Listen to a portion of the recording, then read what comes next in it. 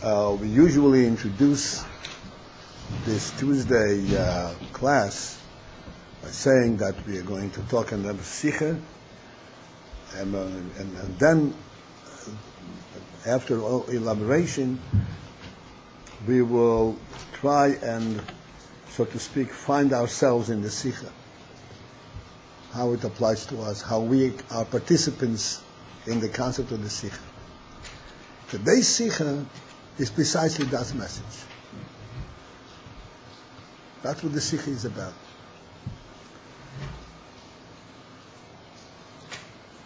This Pasha is Shlach L'cha. I'm just taking the liberty of assuming that everybody learns the Pasha Chumash on a daily basis. Whatever degree of depth is one thing, but everybody learns the Pasha Chumash and a little bit of Rashi. There's absolutely no reason. We're all adult and intelligent people, and everybody can learn the Pasha Chumash in Hebrew, in English, in Turkish, in Russian, whatever you want. It's all available. So Shlach L'cha is Hashem speaking to Moshe Rabbeinu and instructing him, so to speak, to send spies, messengers, to Eretz Canaan, to spy out the land. And Moshe Rabbeinu is instructing them what information they should bring back. They should bring back the information as in their observation of the land. Is it a worthy land? Is it a good land? Is it fortified? What path we should take in order to conquer it. In other words, find the weak spots through which we can enter the land. All of these things that Moshe Rabbeinu instructs them.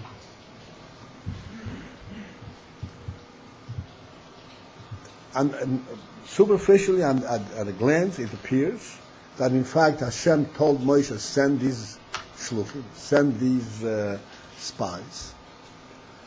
And Moshe Rabbeinu did what Hashem told him to do. And then, as he also already learned, it turned the whole thing upside down. It was a disaster. The whole shlichus was a disaster. You know that, right? Moshe Rabbeinu hand-picked 12 men. And the Torah attests that they were all great men, Amoshim, Rosh Bnei Yisrael, and the whole thing backfired badly.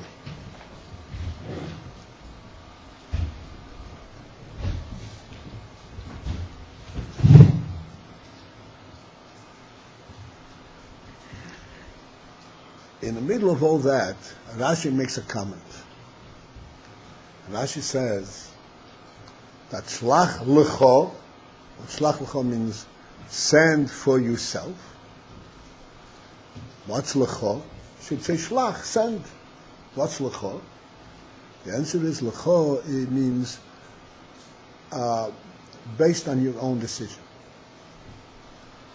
It's not a direct command, a directive from Hashem to send the Shlach. You make a decision. If you might want to send, send. If you don't want to send, don't send. We know from elsewhere, later on in Chumash Dvarim, Moshe Rabbeinu reviews all the various occurrences that happened in the desert. It's called Mishnah Torah. And there Moshe Rabbeinu mentions that actually the initiators, the instigators for this whole mission were the Eden themselves. They came to Moshe and they said, before we go up there fighting these monsters, let us prepare ourselves. Let us send messages. Let us find out what's going on. And Moshe Rabbeinu agreed with them. This is where Hashem said to Moshe, it's up to you. I'm not telling you what to do in this instance. You make a decision. It's an amazing thing. Really. The Rebbe is guiding Eden. You learned already that throughout the journey in the desert, particularly after the Mishkan was built, there was a constant cloud, heavenly cloud, that was hovering over the camp. And the heavenly cloud was in constant guidance, control of where they even go, where they settle. You learned that last week, right? A whole description, a whole pasha, that the heavenly cloud was the indicator for Eden to stay, to move, and there was absolutely no predicting whenever the heavenly cloud will lift, even if it was just a day after they just camped, they pick up and go. Sometimes it would stay in a place for months. Sometimes it would stay in a place for years. The whole journey took 40 years, 39 years. So there was plenty of opportunity for variations. Everybody understand what I'm saying? And the heavenly cloud carried this whole thing. Even in the most minute thing, stay here a day. Go here. And then at night there was the Amud Ha'oish, there was a pillar of fire. All of a sudden, you do what you want. I'm not telling you what to do.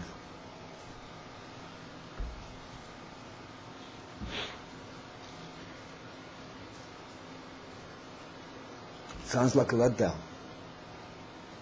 doesn't it? Like a letdown for who? For Moshe, for the Eden, what's going on? For him to be able to choose, why is that a letdown? What? It's a letdown the fact that Moshe wasn't able to choose if he should send spies or not.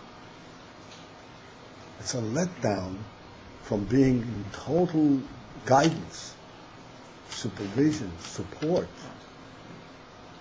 All of a sudden, you're on your own.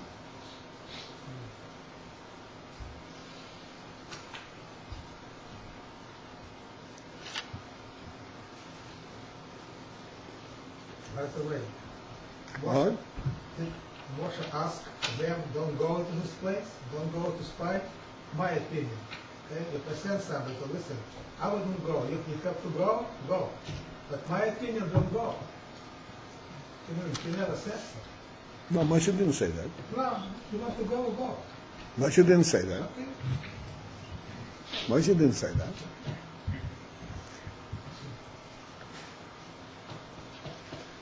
That's fine. So what's going on? Why all of a sudden, on this crucial moment, when they have to go into Eretz Yisrael and confront the real thing, confront the opposition, the war, take over Eretz Yisrael, journeying to the desert is more or less kind of a repetitive thing. It's a neutral thing. And here there is perfect supervision, perfect guidance, protection. Going to Eretz Yisrael, which is really the ultimate purpose of leaving Mitzrayim. The goal where the whole thing is going towards. All of a sudden here, do what you want. L'daitecha. You learn that. L'daitecha.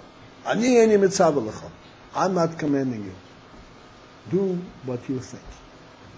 And then furthermore, Rashi elaborates.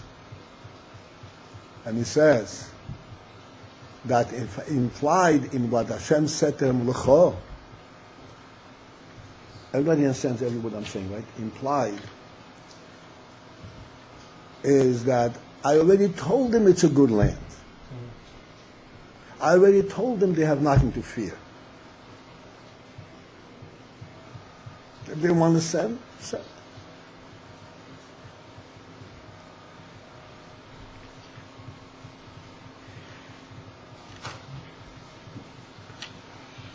Again, it doesn't kind of jive.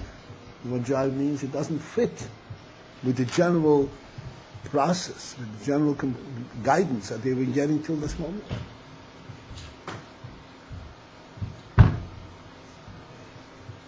when Eden were confronted by the Yam Suf, by the Red Sea, the Egyptians are behind them, and they're facing the Yam Suf, and they're at a loss what to do. They're sandwiched between, what's the expression, between a rock and a hard place, right?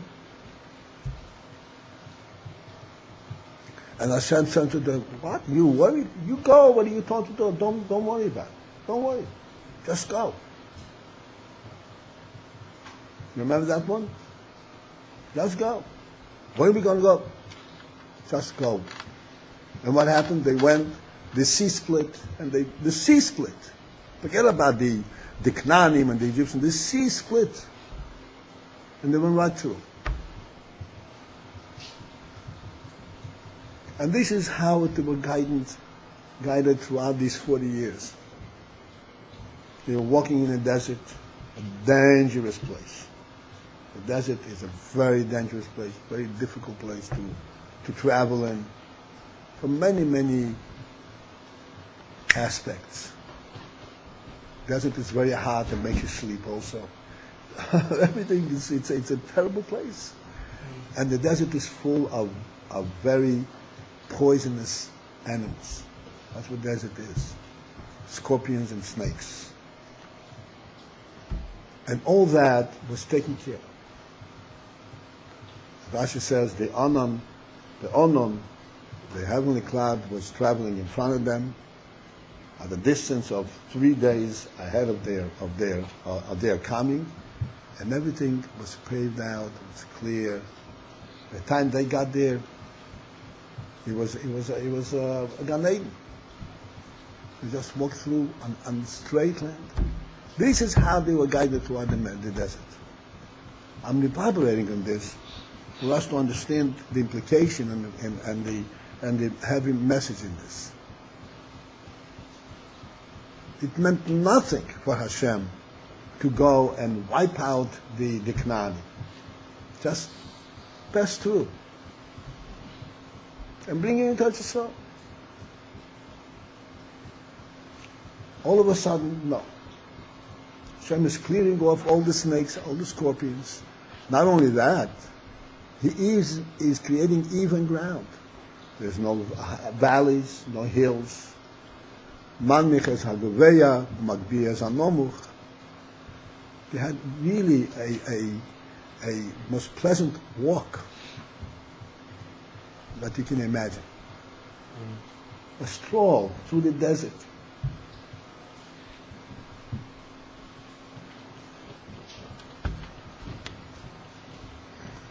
And here he says, you do it on your own.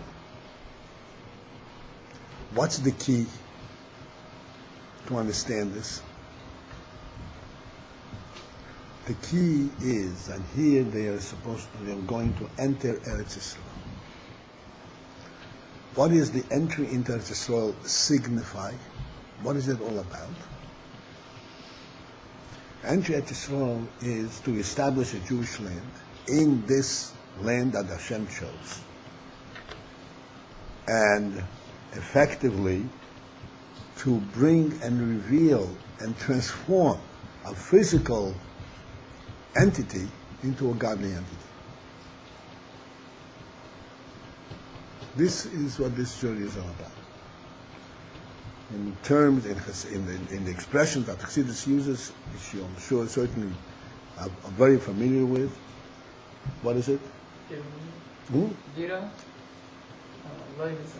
Go ahead. Dira lo yisbore b'tachtein. A dira for Hashem, a dira, dwelling place. A home for Hashem in the lower world.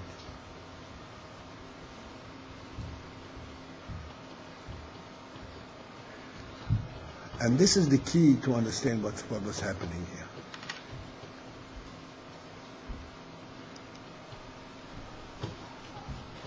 Hashem could have wiped out the Knaanim. Of course we know that. That's not even the question.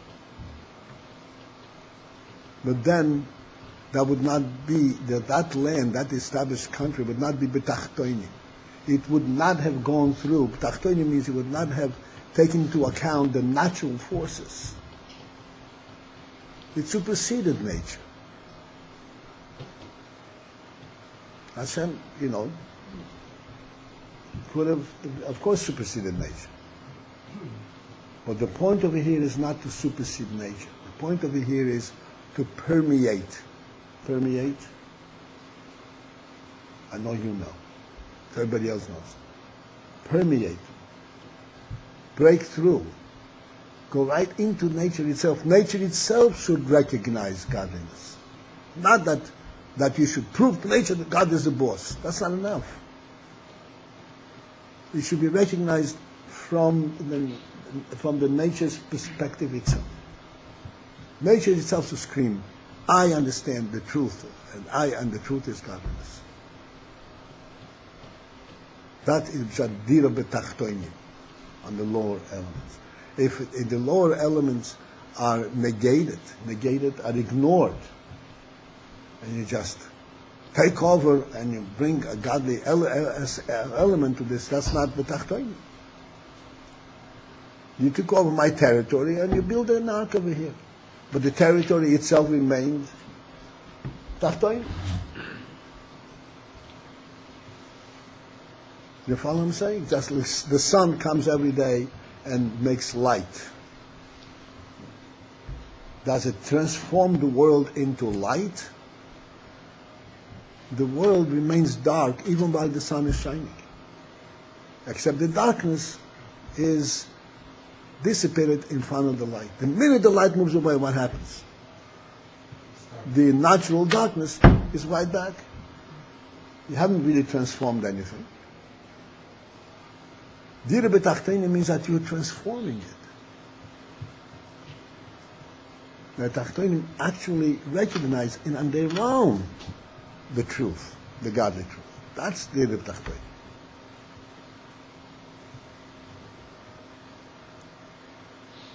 Therefore, in order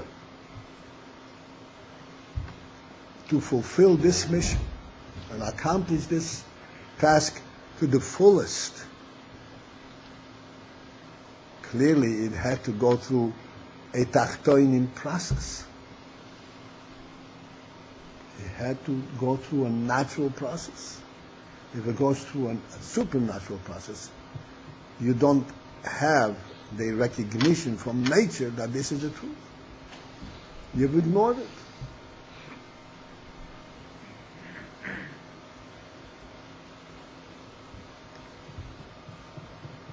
This is why, going into Eretz Yisrael,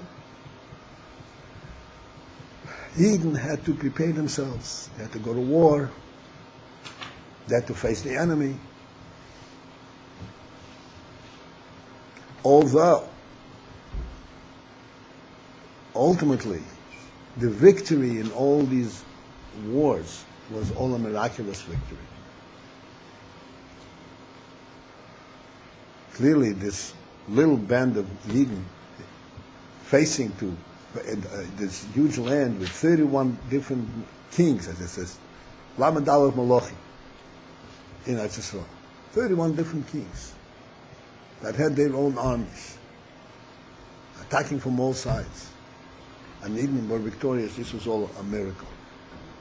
But this was a miracle after the fact. Eden went and they faced the enemy. Once they faced the enemy, then the miracle happened and they were victorious. But to them, just to sit around and let the miracle take place, that was not working within the nature of the world.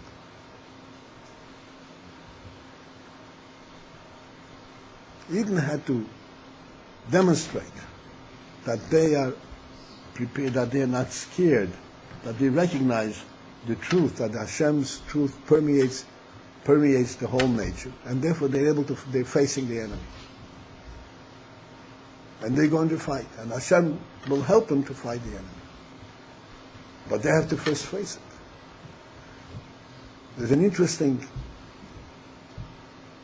in this vein, an interesting point to be made. When it came to crossing the Red Sea,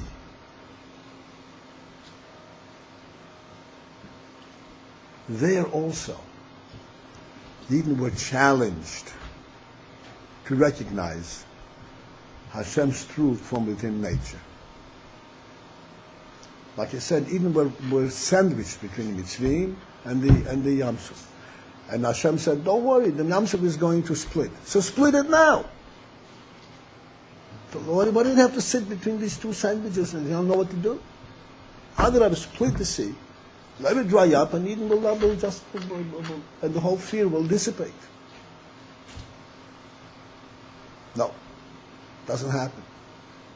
When did the sea finally split? Anybody know? When out of his nostrils. Jumped into the water. They got to the point where he couldn't breathe anymore.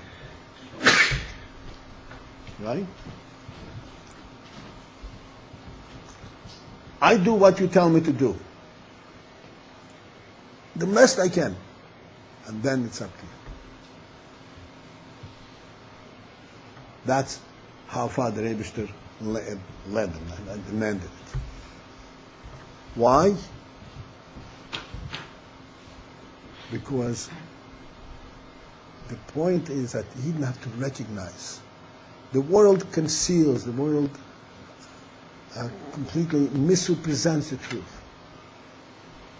And it is our duty to recognize the truth, despite this misrepresentation.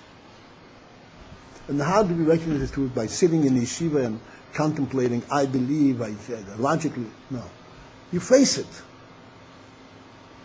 And you face it. When you go out into the world, and you have to have parnosa, and you can lie and not lie.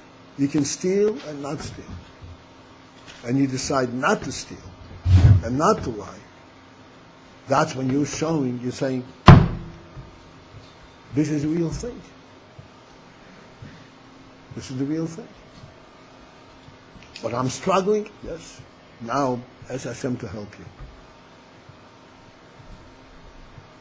But the world belongs to Hashem. So what does it mean you're going to steal? How come you're going to be dishonest?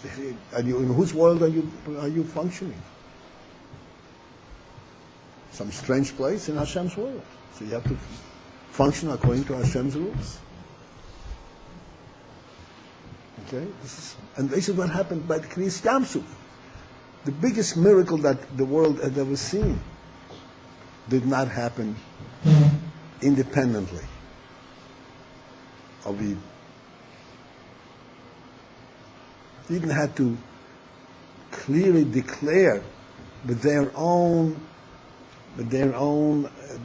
guts that they are not scared of nature. And that's when it happened.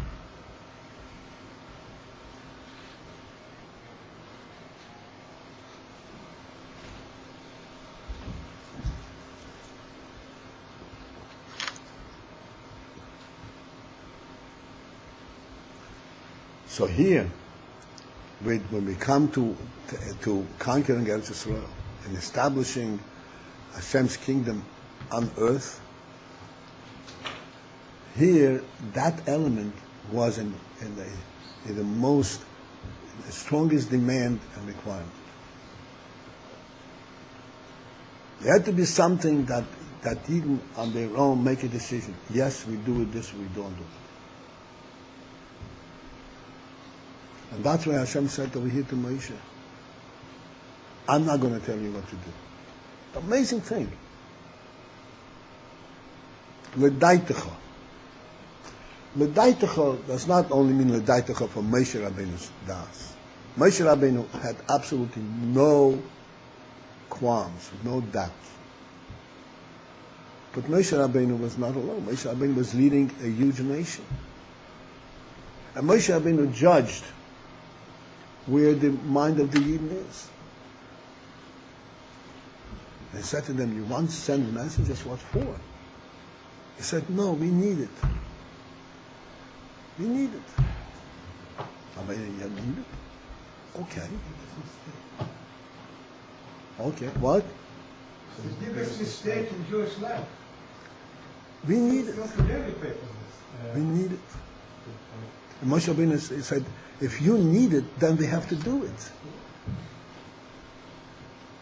Because the whole point is to to recognize what you really need, what's the truth. If you feel that you need it, then we have to go ahead and do it. You have no choice. Because it has to come right down to the natural view of things. And if he didn't say we need it, then it's needed. Otherwise it would not be a real accomplishment.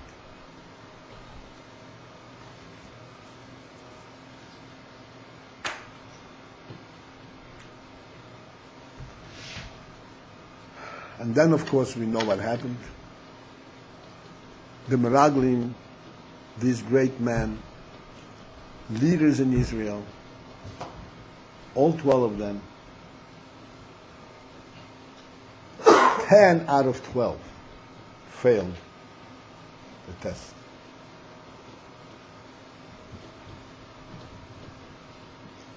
And it's explained in Hasidus. There are many, the way the Torah describes it, there is, so to speak, the surface, and then there is beyond the surface. And Hasidus explains that beyond the surface, behind the surface, what the Meraglim are actually saying is, why do we need it for? We're here in the desert, we're learning Torah all day. We have the heavenly cloud. We have the man. Who needs this whole thing? What are we missing?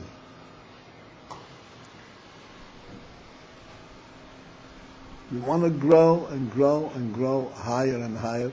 Beruchnius. That's what they said.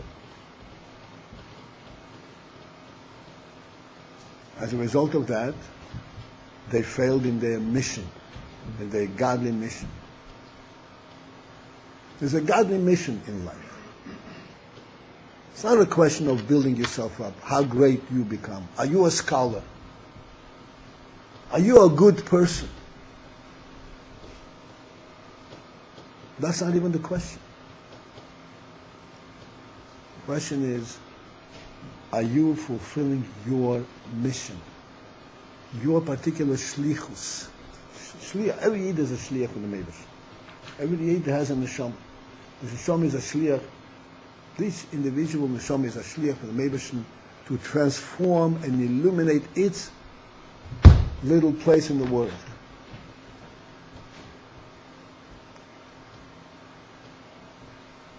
No matter what one does, how great he becomes, that is what is crucial. Are you accomplishing your mission or you're not accomplishing your mission? And to accomplish the mission, you will be challenged. It's not going to be easy. Why? Because that's what the mission is all about. To face up to the world. To transform worldliness into godliness.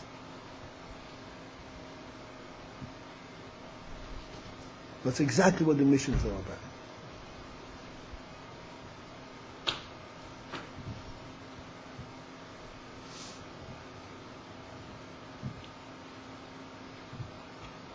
Someone is immensely talented, say, in music. He has music, I don't know, over here you probably, he has music flowing through his mind all the time. All the time. Whatever he sees, he immediately senses some kind of a musical expression. Immensely talented.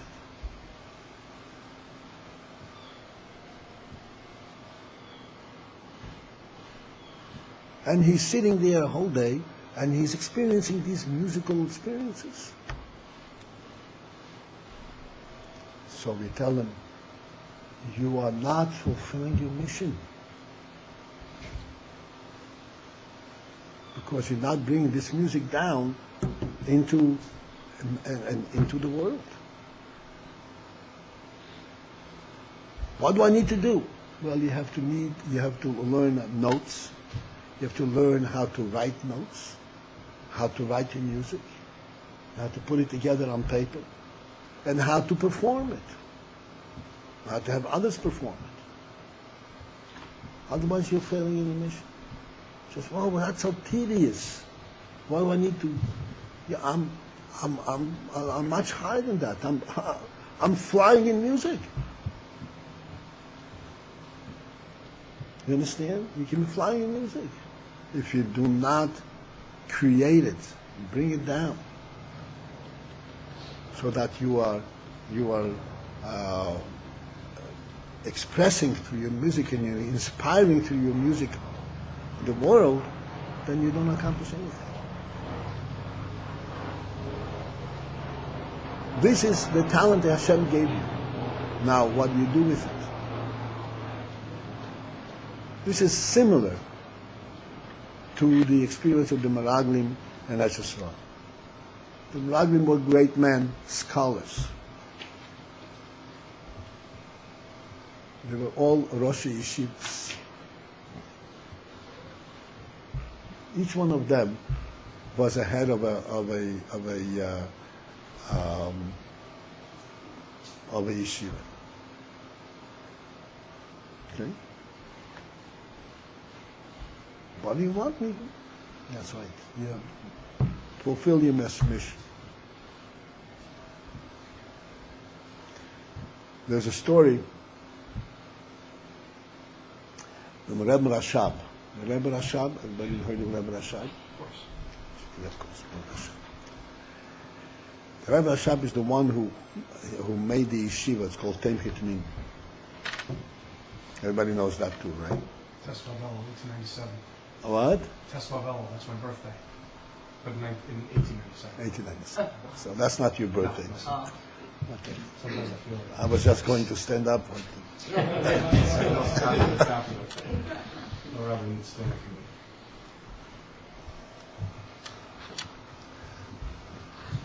So he made a yeshiva. And the Rebbe that made the yeshiva was run very strictly to accomplish a purpose. Students were selected in those days very discriminately. Only those who are fit for this regimen. Many students clamored to get into the yeshiva. Many were rejected. They will not be able to take it. They don't have that purity of heart. They don't have that control, that dedication. Many were rejected. This is when the Rebbe first built his army. This is an army that conquered communism. That army had to be regimented. Couldn't be just, a pat in the back. Had to be able to stand up to a vicious enemy.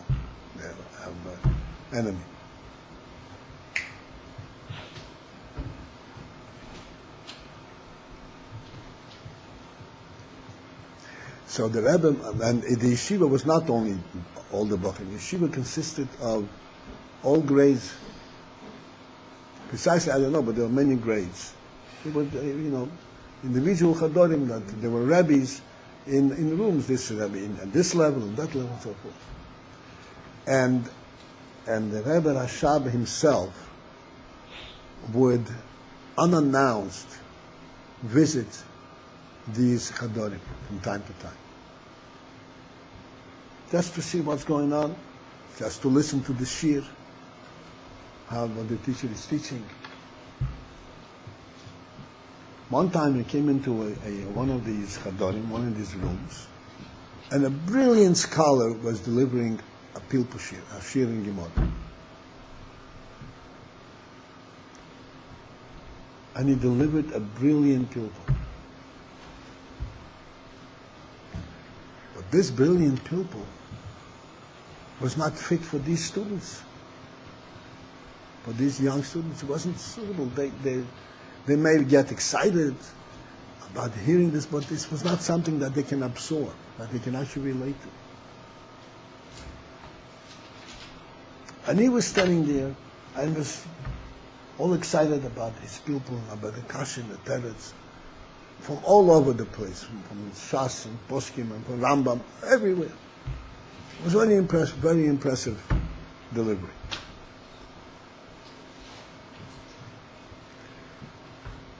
So the Rebbe Rashab subsequently called him into his office. And he said to him something to the effect, I don't know the words and so forth, what a brilliant sermon. Lesson. How brilliantly presented. But for this brilliance, I think you should go to Slobodka, to Misnagdish Yeshiva. Here, you deliver a shir that belongs to this Talmidim. You prepare specifically for them. That's what you're here for. To teach your students. You're not here to show off how brilliant a scholar you are. You understand?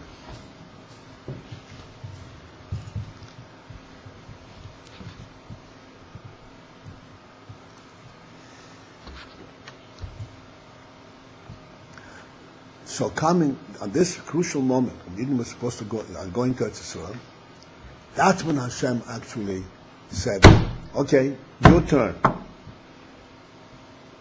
You make a decision. You make a decision as to what's right and what's wrong, how you're going to approach it. Because otherwise, if I will continue to lead you, we will accomplish nothing. You what? We will accomplish nothing. The whole mission is moot. That's not what getting at Yisrael means.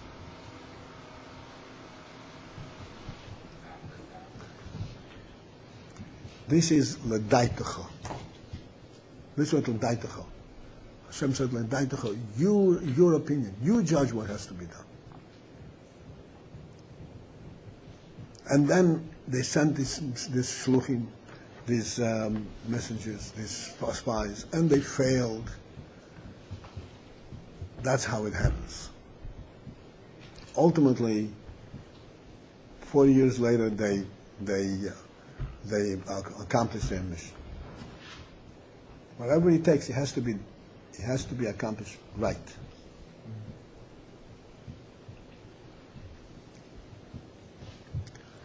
This is the point that we're making every time when we talk about a Sikha from Rebbe. And the Rebbe Sikhas are very, very rich. We take really just a little sliver, of what the Sikha is. We elaborate a little bit, but then ultimately we say, we have to find ourselves in this Sikha. I mean, find ourselves. Find ourselves means two things. Number one, we have to think of the Sikha with our own brain, from our own perspective. Which means like this. I understand what you are saying. I understand what the Sikha is saying. But I understand it as an outsider. I can even repeat it. But it is nothing to me. I'm not involved in it. The Rebbe is on a higher level. The Rebbe is involved in that world, and he is saying what he's involved in. Very beautiful. It's like that scholar of that brilliant pilgrim. But it's nothing to do with me. I'm in a different world. These questions don't bother me.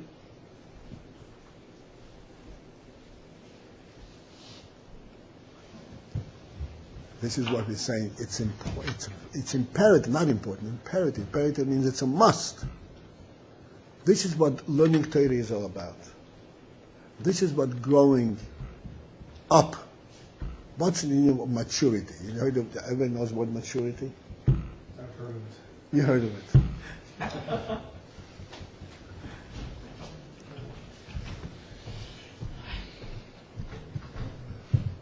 What is the difference between a mature person or not a mature person? What's the difference between a mature tree and a fledgling? A lot of bark. Sorry? A lot of bark. A lot of bark. A lot of summers and winters and springs. A mature person is one who ate so much potatoes. An immature person ate about 1/10 of that amount of potatoes. Potatoes are the ones that made you mature. Yeah, starch. Starch. Yeah. That's the stuff. Starch. Mature, That's the stuff. it means Carbohydrates. that you understand life on your own. That the demands of life, the demands of right and wrong, have touched you, your own intelligence.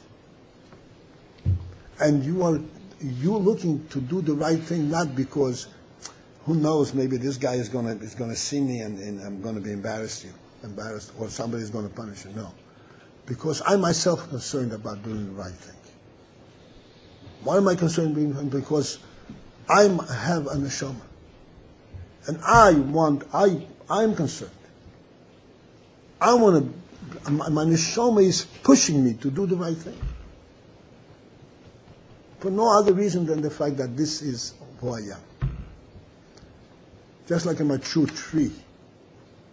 A mature tree is a tree that stands on its own. It's not the bark, my dear friend. It's the core inside that's rooted into the ground. And nothing has to help the tree to stand. You can blow the strongest winds, it'll bend and bend right back. And it continue to draw feed, support from the ground, from wherever you can find. Did you ever see roots of a tree, of a mature tree? All over the place. All over the place. If there is a water vein under there's water veins under the ground. Everybody understands that? 100 feet away, all of a sudden, that tree finds itself its way to that vein.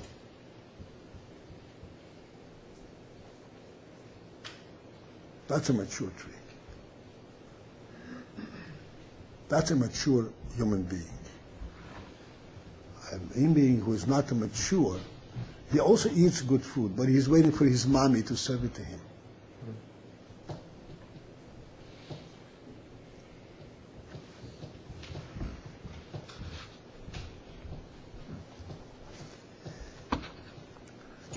And by him, like I mentioned the other day, we have cars. Everybody knows what a car is, right? A car is a wonderful machine. And it really serves a human being very well. It opens up the whole world to the human being. You can go wherever, be whatever you need to be. Then there are the immature people. And they found a new usage for a car. The human usage for a car is to get from place A to place B. But the Gemara says if there is a shir, there's a scholarship, there's a place to go on a shlichus, you have to go from place A to place B. No, but there's a new invention, a new idea.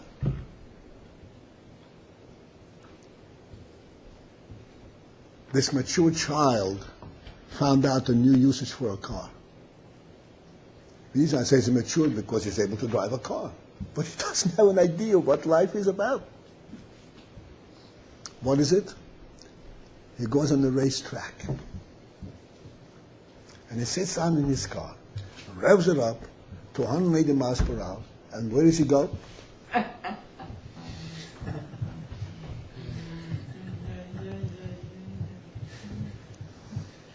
He's going in circles, going fast nowhere. Well, it's having a competition now. Yeah. Okay. No. So what's the accomplishment there? Well, he gets a medal or something. I don't know. I guess. What's the accomplishment there? Gaiva. What's the accomplishment? What is it about? Is that what a car means? To a true human being, is that what a car is about?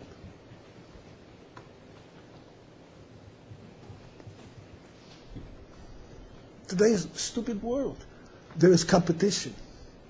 How many potatoes can you eat in 10 minutes?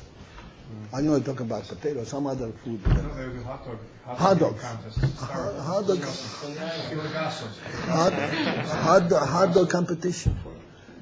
The Banish Ladle, this is what life is about. In America, yeah. This is what life is about. This is what a human being is.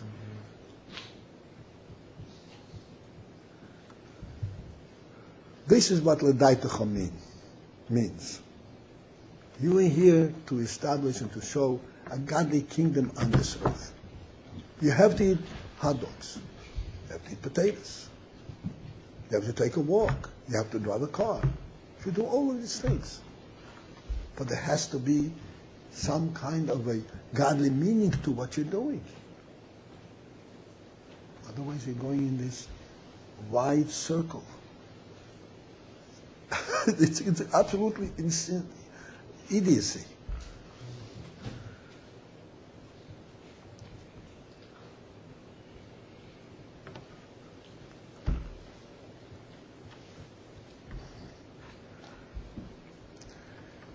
Now, coming back to us. We're learning Nigla, we're learning Gemara. Last week, as I remember, I explained to you what the Rebbe says, that Nigla is lechem in ha'oretz, remember that? And Chassidus is lechem in ha'shamayim. Which means that when you learn Nigla, you have to get a better understanding what kind of world you live in. What kind of world did God create? That's lechem in ha'oretz. When you learn Chassidus, you have to get an understanding what is lechem in hashamayim, what is shamayim about, what is the neshama about, what is the intelligence about. If you learn the Nigla, you learn the Chassidus, and you're able to answer all the questions that come up, you have learned nothing.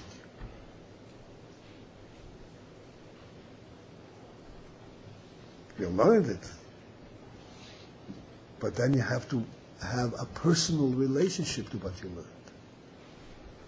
Did it bring you closer to Hashem's true world? Did it bring you closer to Shomayim? To understand what Shomayim is about? Did it touch your neshama, your heart, your mind? Or are you just repeating what you learned?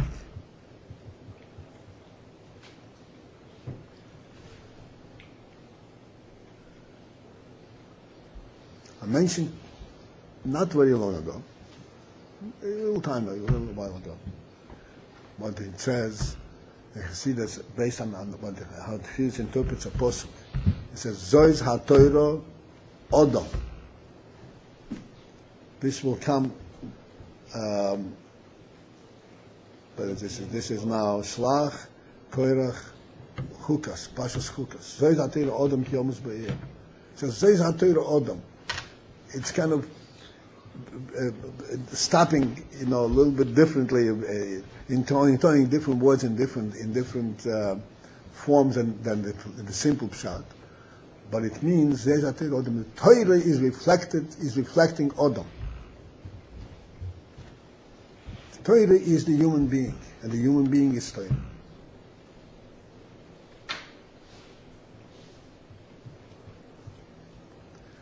That which we learn over here, please understand, you are not little children.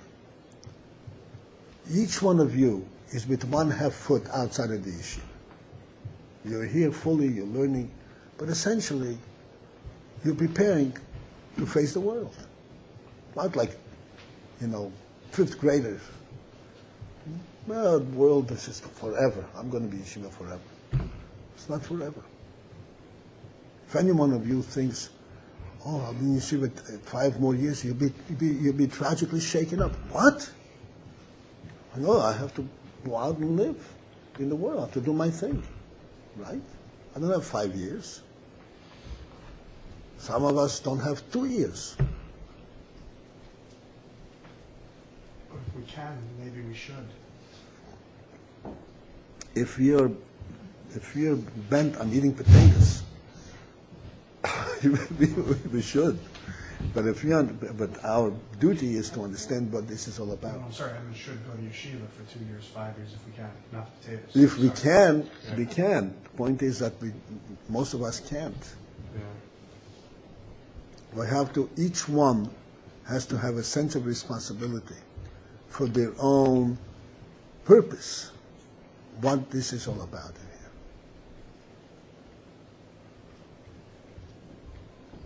We're learning, and we have to understand what we're learning. L'daitecha. What's l'daitecha mean? As you understand, your own mind. L'daitecha. It has to be l'daitecha. You have to. Your mind has to be engaged.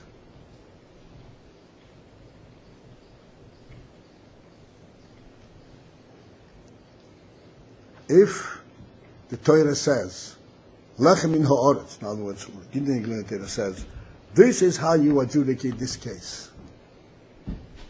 I want to understand why. Paskin. I want to understand why. What is the reason? What is the truth behind it? What does this tell me about my life? And surely when you learn Hasidus, ultimately, I want to know what this teaches me. There's a story with Rebbe Maharash. You heard of Rebbe Maharash also, right? Right. Rebbe Maharash was in Petersburg, what's now called Leningrad. I know it's called, it's part of Petersburg, right? St. Petersburg. St. Petersburg. Petersburg was the seat of the kings in Russia. And it was, by those measures, a very modern city. And, Venice of the North. huh? Venice of the North. That's right, Venice of the North. And it was a very modern city. And there were Jews were not even permitted to live there. There's a pale of residence. But some specially selected Jews had the privilege to live there. Merchants, artisans, people of special skills had special permission to live in these places. So the Rebbe Maharash was reading this place. He used to go there often because the government was very capricious. The government would give out all kinds of decrees that would hurt the Deity. Rebbe Maharash personally used to travel to nullify these decrees. There were pogroms organized by the government. That's how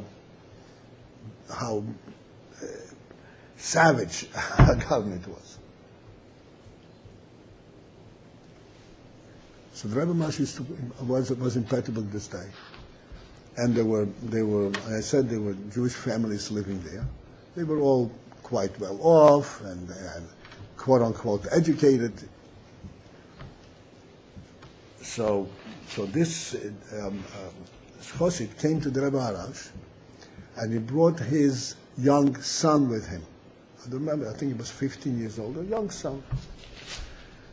A young son who grew up in Petersburg, in that opulence and in that decadence, however you want to talk. And this father proudly introduced his son to Rebbe Maharash, and he had right to be proud that he should go up and putting on tefillin every day and keeping Shabbos and kosher in Petersburg was a big accomplishment. And he also learned Torah.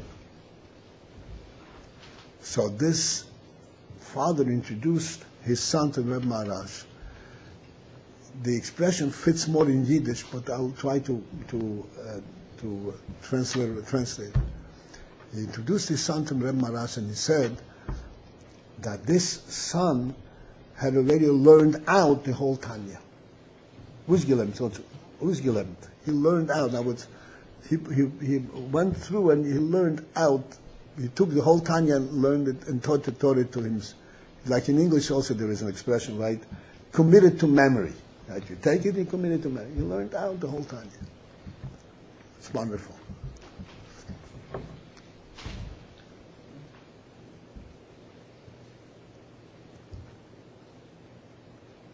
In Yiddish, the word learned is used both in teaching and to learn. Not like in English, you teach and you learn. Learn is the students, and the teacher is teaching. But in Yiddish, these are interchangeably used depending on how it is phrased. So Rabbi Maharash said to him, no. And what did the Tanya learn to him?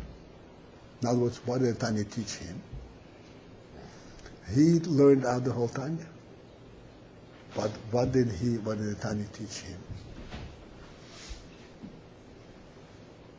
Rabbi Maharash did not mean to hurt the father or to demean what he had accomplished, but he made a point. To learn out the Tanya is wonderful. But then you have to sit down and say, what did the Tanya actually teach me?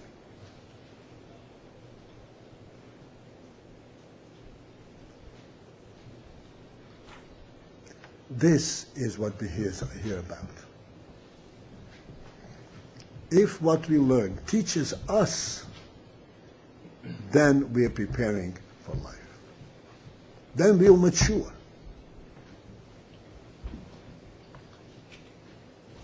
Then our roots will seek out the water wherever it flows.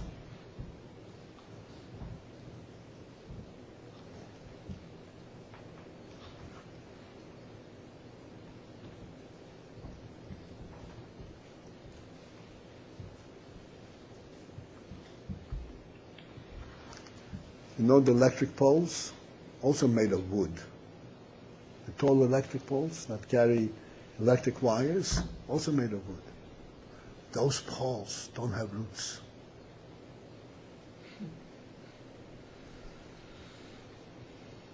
They're standing there, they don't have any roots. They go nowhere.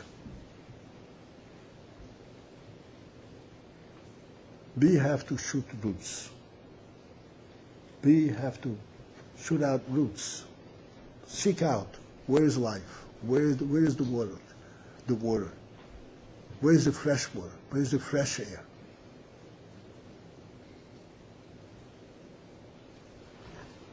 And the only way to do that is by learning Torah. But the learning Torah, l'daitecha. If you're only going to be a skilled repeater, then you're not really learning anything.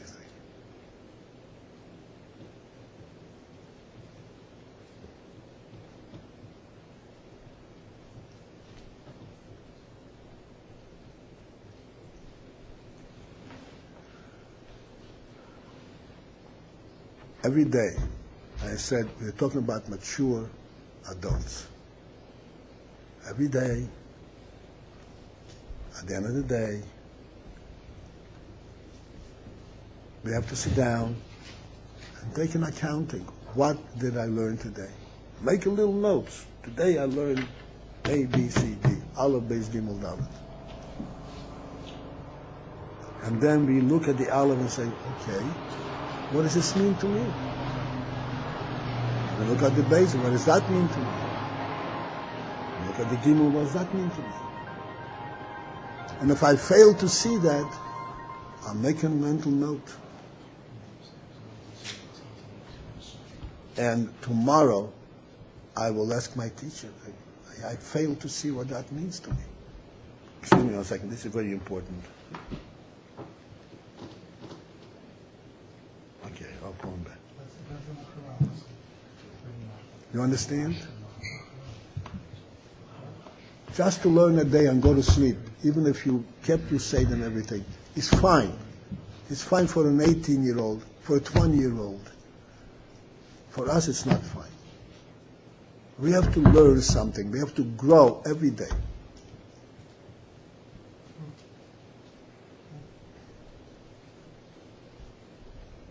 And if you learn in a day and you can't find yourself in it, you have to ask, please explain to me, what does this mean to me?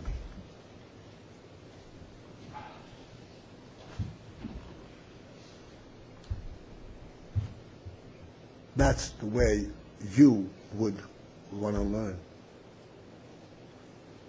Because, what am I sitting here? Because my mommy told me to go to yeshiva. Why am I here?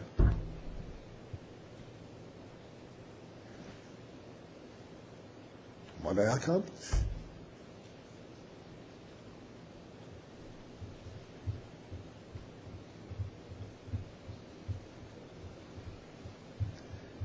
Будет хорошо. Special for me. Да. Maybe should help each one of us to mature and to really experience, see in our own intelligence that what we are learning is pertinent to us. Maybe that way we will be solid and healthy trees, mature. We will not sway in the wind. We'll sway in the wind, but we will be victorious. We'll survive every wind.